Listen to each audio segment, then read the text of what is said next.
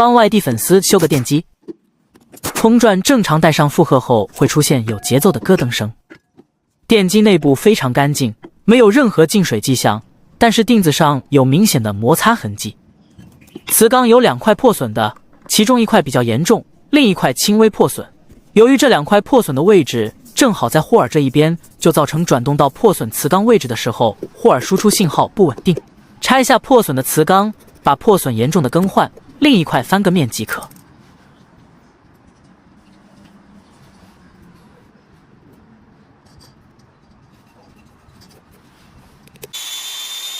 电机磁钢型号太多，每个厂家、每个型号的尺寸都不一样，找到1块宽度、厚度一样，但是长度比原来的长大概2毫米，是肯定不会影响我们安装边盖的。